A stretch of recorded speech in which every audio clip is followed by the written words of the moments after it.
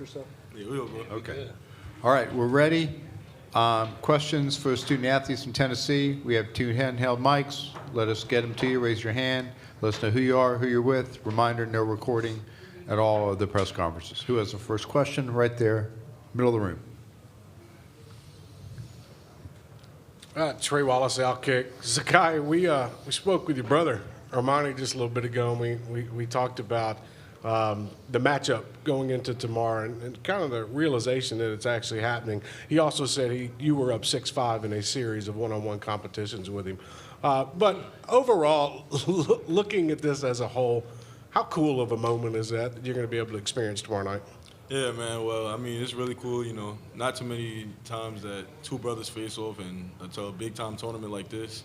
And to clear the air, he's never beat me one-on-one. It's not even close in the series at all, and it's not even close in his scores. But, you know, it's really cool. Like, our parents, they're just so happy for us. And, you know, I can't wait to get out there and just go out there and get the win.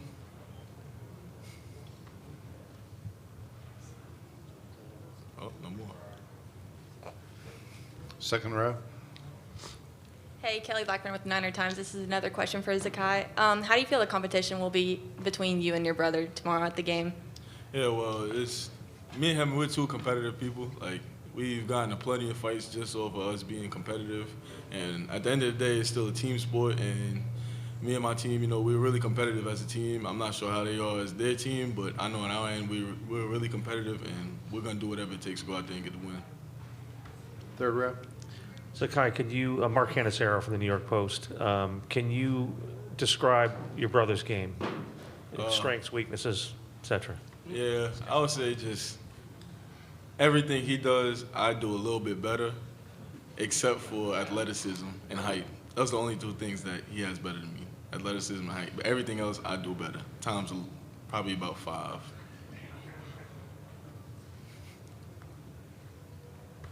Back in the room. Dalton, coming off I don't know if you can even see me or not, so I apologize. Coming off what happened in Nashville last week, for you guys to be able to regroup, what was the message you and Zakai and others kind of talked about over the last 4 or 5 days and preparing for tomorrow night? The big thing is it's win or go home now, so we all know we got to be the most physical team out there and be the aggressors because we weren't in Nashville. To our right, second row. Wes Rucker, 24/7 Sports. Question for Dalton. Y'all have been down at times this season and sometimes big, but you've come back every time, maybe not to win the game. What didn't happen in Nashville? What was different? Why did y'all not get out of that hole? We just didn't match their physicality. They were the more physical team, and they were the aggressors from the jump, and we just weren't there. We need to be we're going to be more competitive, especially we know it's win or go home, and this could be our last game, and we definitely don't want that to happen, so we're going to come out ready to fight and be the aggressors. Middle of the room. Yeah, Dalton, Kevin Sweeney, Sports Illustrated. You know, a year ago at this time, you were navigating the portal, a million calls and whatnot. Curious what your maybe advice would be to anyone navigating that process this year, and what has made this 1 year with Tennessee so special for you? Just take your time. Don't listen to what they say. Just actually go to the place that really wants you, not just because of the gear and all this type of stuff and what looks nice. Go to the spot that actually wants you. And then Tennessee, it's just a special place. I love All Nation and stuff. And this 1 year has been just probably the best year of my life just because it's so special to me. Zakai right here in the middle. I'm going to go back to the conversation that I had with your brother earlier. He said when you guys step on the court tomorrow night, you are not brothers. That matchup, you guys playing pickup, and then from something like that, you share the same mentality and a lot of trash talk tomorrow night. He also said, by the way, that he will be guarding you at times tomorrow as well. Guarding me or Dalton? Guarding you. Oh, because if he guards either one of us, is ball game.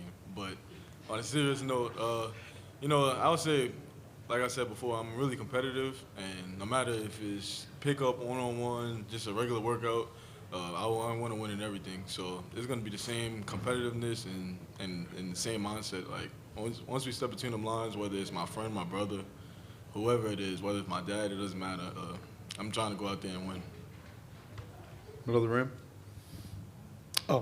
John Sartori, WVLT TV. Dalton, there's been a lot of firsts this year, but there hasn't been in your career an NCAA tournament game. Just what do you think those emotions are going to be like tomorrow? And, what has this whole experience been like for you so far?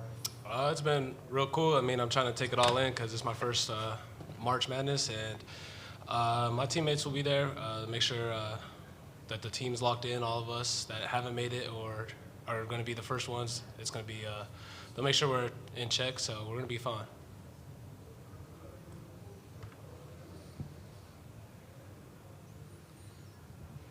Wes Rucker, 24/7 Sports. Question for Zakai. When, obviously you weren't able to play this time last season, and the team went on a pretty solid run anyway.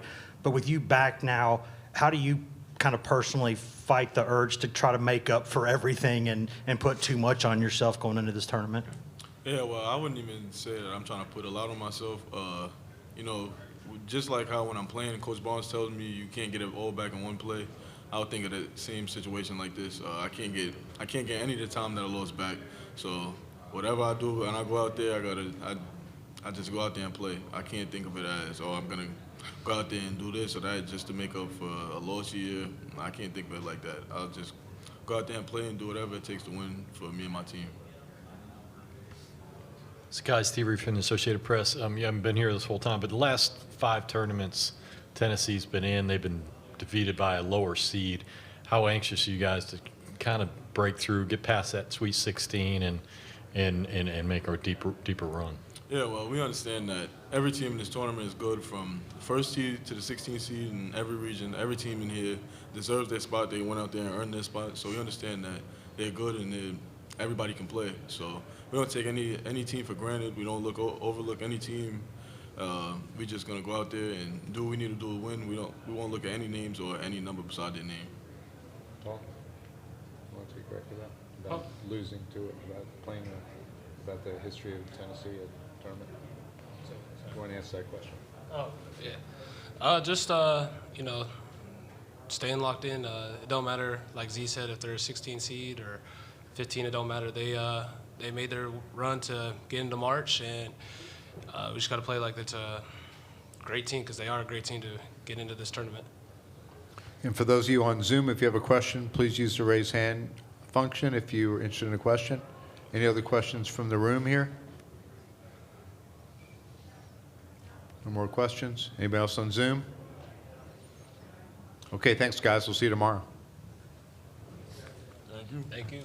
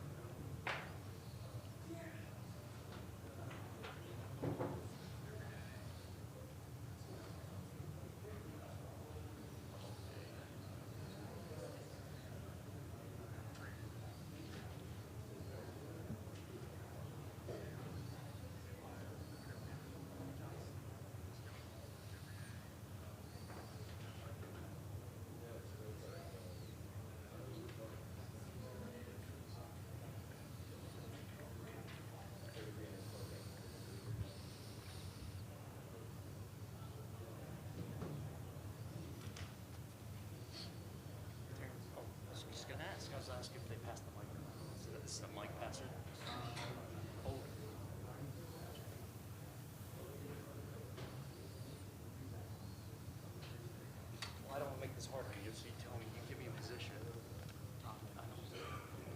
Get his attention up there. Yeah. Point to Phil. Yeah. He'll give me he'll point. Phil. He'll point. Yeah. Hands free.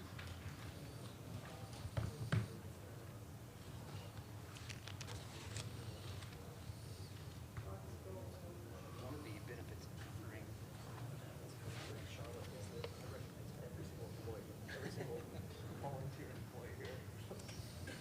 From the parking lot to here.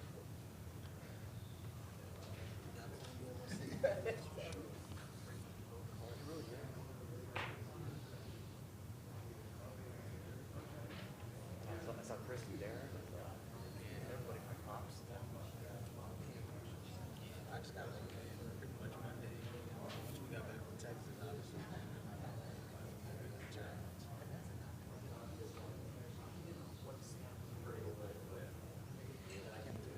mean, he told me before we let him know that it's possible.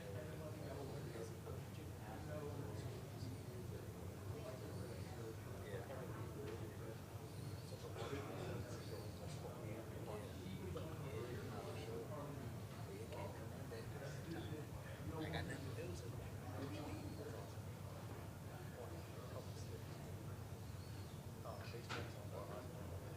yeah. So like even when we just those two base breath. But again, like picking all that. Yeah. Right.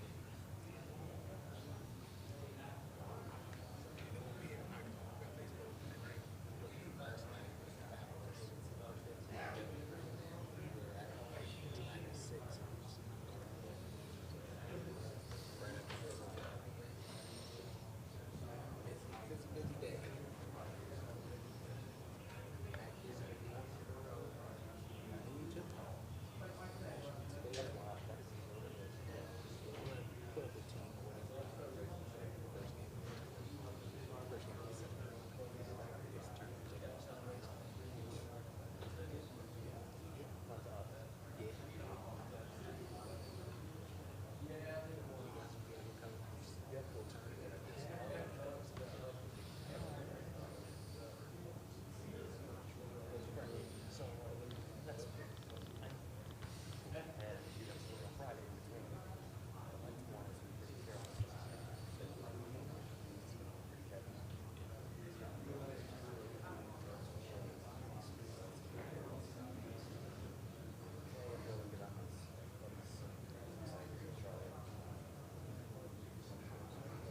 Oh, the scores. You don't know about that.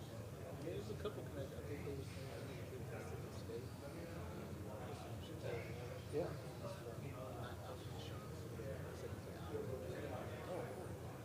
A couple of connections here.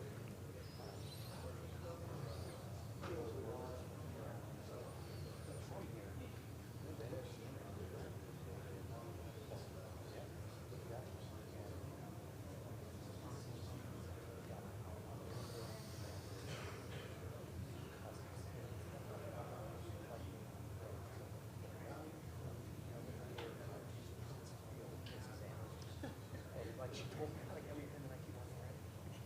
Yeah, everybody. Yeah. Somebody. Yeah, no, seriously. Like you know that kid Ken Walker. Yeah. That's serious. It's serious.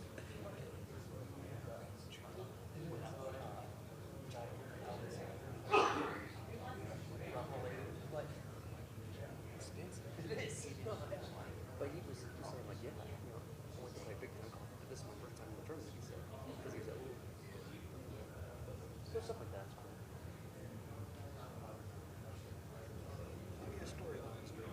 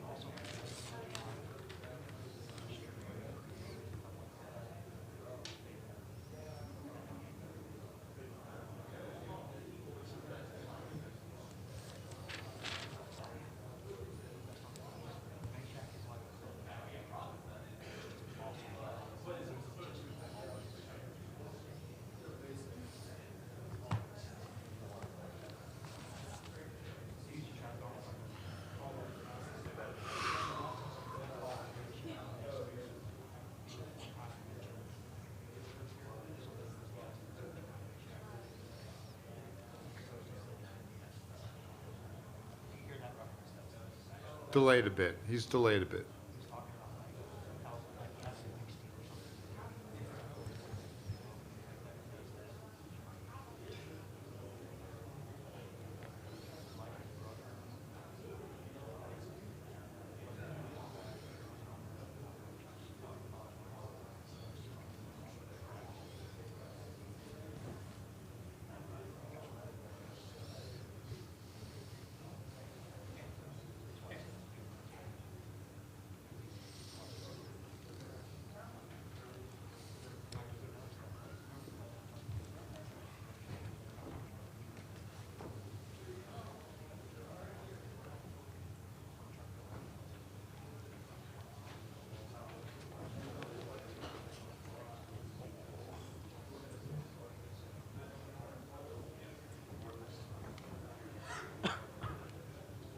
Sometimes I stutter.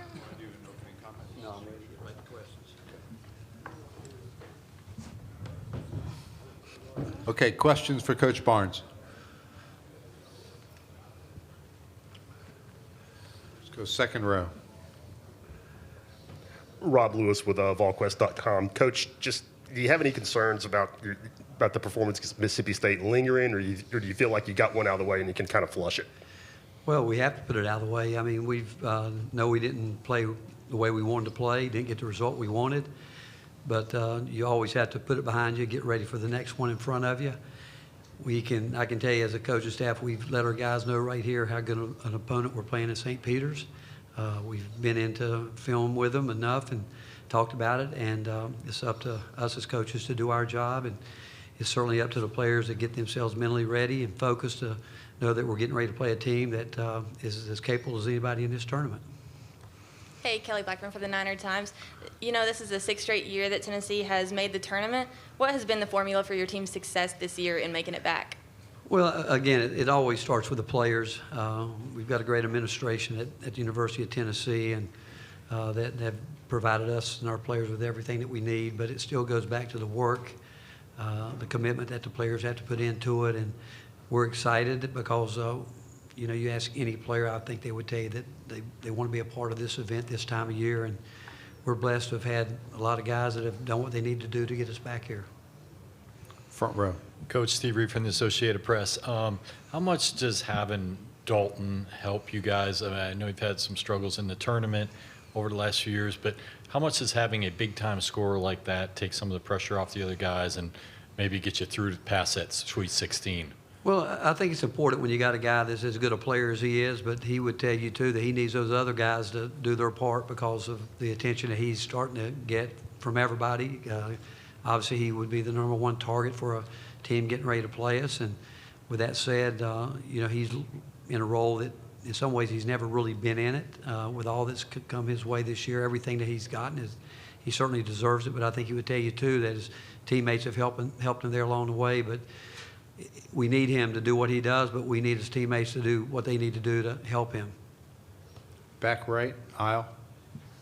Hey, Rick, Ben Portnoy, Sports Business Journal. Just there's been a lot of talk about expanding the tournament formats, things like that moving forward. I'm curious kind of what you feel like the future of the NCAA tournament looks like or where you think it might fall and what you'd like to see out of it.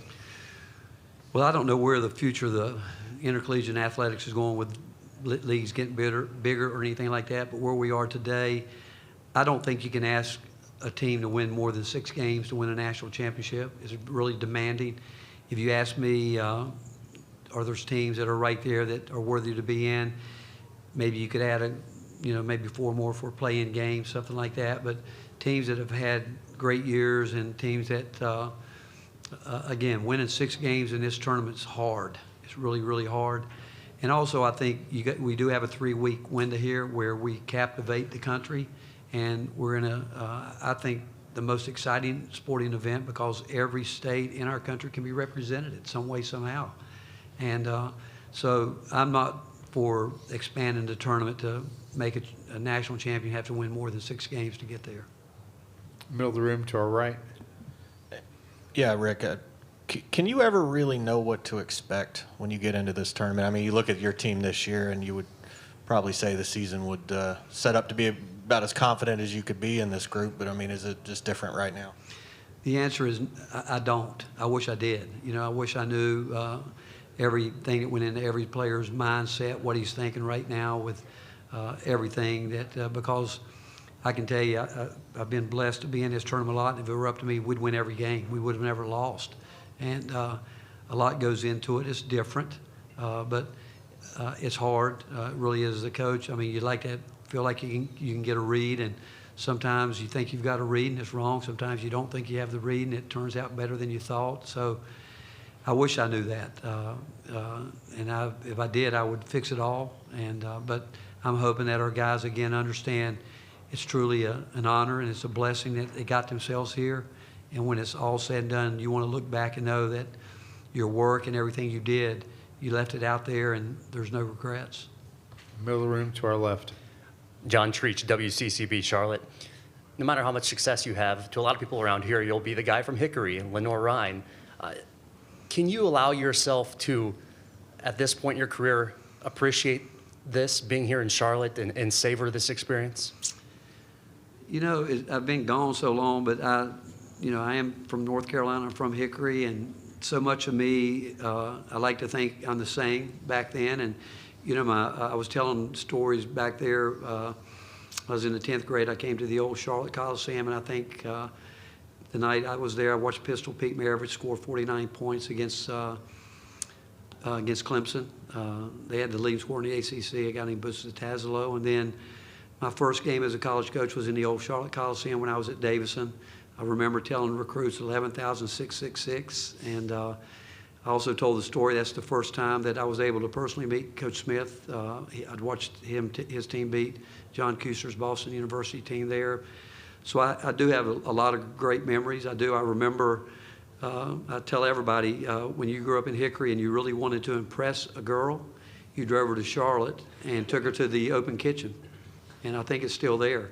And if you did that, the girls knew you were serious. So, and then I remember when the Charlottetown Wall opened up, all that. So Charlotte to me was a big, big city. And in my first year in high school, we integrated the schools, and we went from a 3A school to a 4A school, and we played all of our games here in Charlotte. And that was a long ride back then because 40 wasn't all the way clear in 77. But I do have a lot of great memories in this state, and I tell everybody without question, North Carolina's got the best barbecue, and I will always stand by that, I can tell you. Back right. Thanks. Joe Rexford with The Athletic. Rick, I wanted to ask you about Jordan's recruitment. I know people probably assume, his dad's here and it was easy, but I know it was more complicated than that. He actually said that you were, the relationship with you was a big part of that. Can you go back to that recruitment and what that was like for you? Well, I told his dad, I said, first of all, I want your son to be a part of it. And it all started back when he was at Upstate, but he would come back to Knoxville and work out at our facility. And for 2 years, Lamonte Turner and Jordan Bowden, he'd work out with those two guys that had left the program. And every time they said, Coach, if this guy ever transfers, you want him in our program. He's one of us. He would be great here. And so with that said, I told Jordan when, and I thought their family really handled the situation at Upstate well because they were really appreciative of Dave Dickerson giving him the chance and the scholarship. And he stayed 2 years. And then after that, he felt like it was time for him to go. And I told Coach Gainey, I said, look, he said, Coach, I don't want to recruit him. He said, I would love him to be here, but I want him to be here because he wants to be here. And I said, well, we're going to recruit him.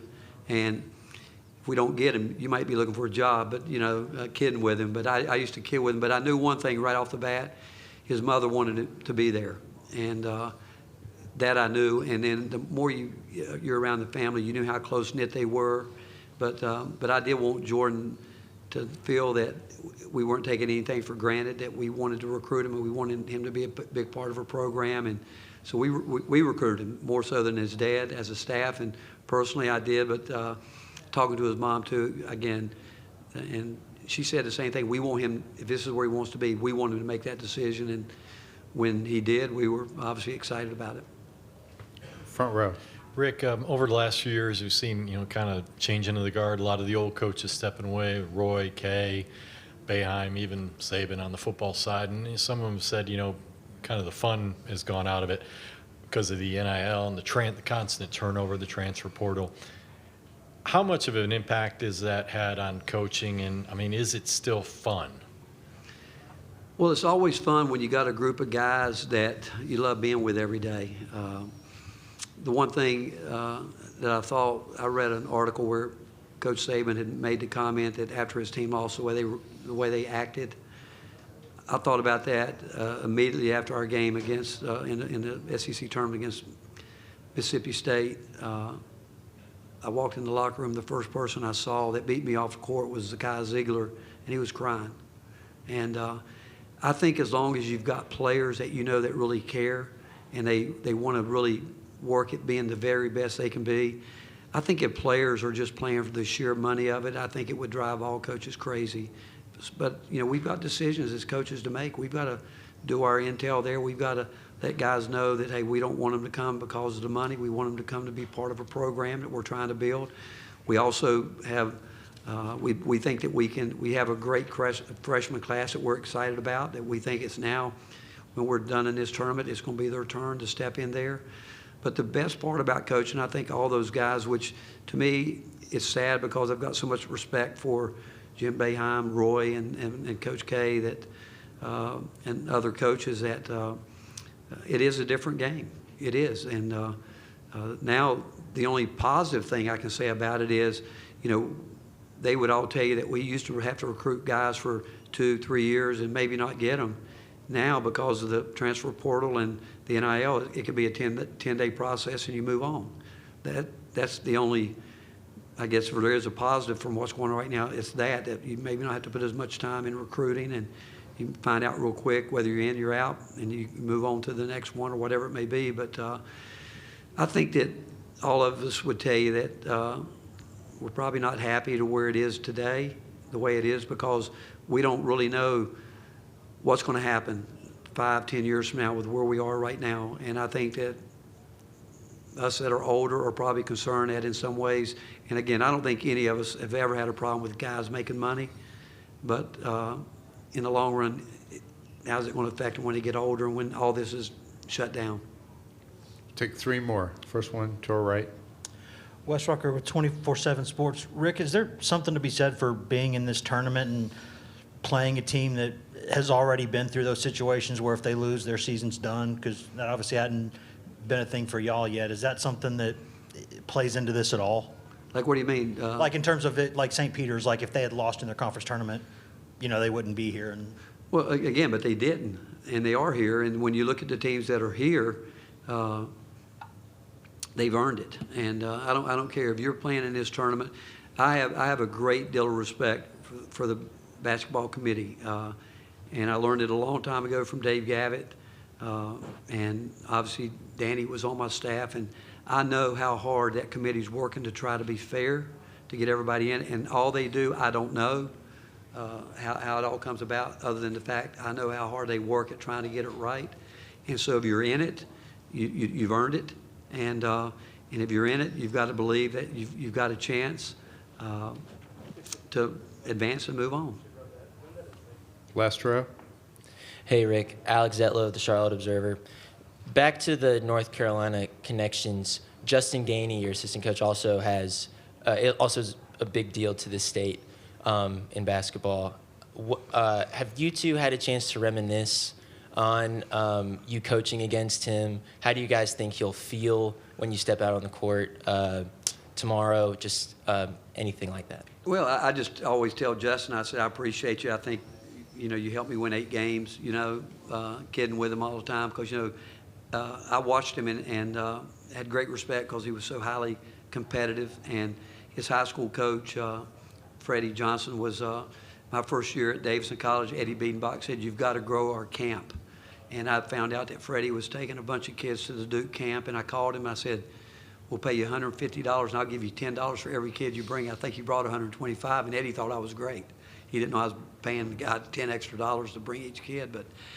But through Justin and watching him, my time at Clemson, competing against him, and then watching him on the road, I mean, he's more than ready to be a head coach at any level. He's highly committed as anybody I've ever been around. He's got a great feel, got a great relationship with players.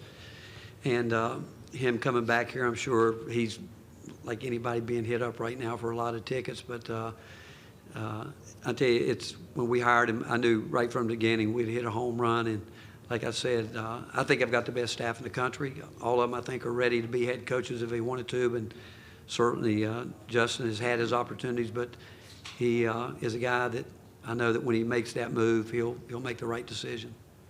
Last question, second row. So Coach Mason for St. Peter's made note about how they've never faced a guy like Dalton.